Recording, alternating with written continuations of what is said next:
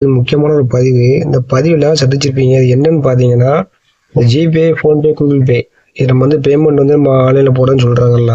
அந்த பேமெண்ட் பார்த்தீங்கன்னா, அது நம்மட்ட சவாரி பயணம் பண்ணுதாங்க. அவங்கட்ட இருக்கா இல்லையான்னு தெரியாது. ஆனா குடுக்க பிரியமா நினைக்கிறேன். அதாவது அதுக்கு அர்த்தம் அதான். வண்டியில ஏறிட்டு நம்மட்ட காசு நான் ஜிபே பண்றேன்னாங்க. ஜிபே பண்றேன்னு சொல்றாங்க. சரின்னு இருக்கோம். ஜிபே பண்றது பார்த்தீங்கன்னா நம்மளுக்கு தெரிஞ்ச ஆளு. ஜிபே பண்றேன்னு சொல்றாங்களா, சரி சொல்லிட்டு போயிடும். அடுத்தல ஜிபே என்ன கிரெடிட் ஆகலாம்னு கேட்டோம்னா, நெட்வொர்க் ப்ராப்ளமா இருக்காங்க. சரி நெட்வொர்க் பிரச்சனை பிறகு கேட்டோம்னா, தம்பி அனுப்பிட்டோம்பா ப்ராசஸர் இருக்குன்னு சொல்றாங்க. இப்போ நல்ல விஷயத்த பயன்படுத்துறதுக்கு தான் ஜிபே கொண்டு வந்தாங்க. இதை ஏமாத்துறதுக்கு எந்த அளவுக்கு ட்ரிக்ஸா கொண்டு இதை நம்ம ஆட்கள் யூஸ் பண்ணதான் பாருங்க.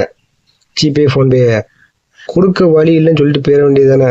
இல்லப்பா அப்படின்ட்டு எதுக்கு பயணம் பண்ணணும்? இல்ல துட்டு இல்லைன்னா இப்ப எதுக்கே பயணம் பண்ணுவீங்க? நடந்து போயிட வேண்டியதானே ஐயா. ஏன்னா நம்ம டீசலை போட்டு சத்திரத்துக்கு யாரும் வண்டியை ஓட்டல. ஃப்ரீயா உடனே நம்ம கவர்மெண்ட் நம்ம கிடையாது. நம்ம 10 வருஷத்துக்கு கிடைக்காத வாடகைக்கு போறோம்.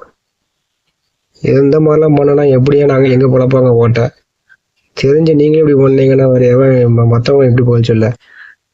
இந்த பதிவு எதுக்குன்னா மெயினா இந்த வீடியோ நீ மெயினா பார்க்கணும். அதுக்கு தான் இது. நேரில் கேட்டா ஜிபே போட்டுதாங்க, ஜிபேல கேட்டா இந்த அனுப்பிதாங்க, இந்த தட்டி விட்டுறதாங்க. எப்போ தான் கை காசு வரும்? இது கொடுக்க வழி இல்லைன்னு சொல்லிட்டு போயிட வேண்டியது. நம்ம எதுக்கிட்ட வெட்டி பந்தா உங்களுக்கு எதுக்கு?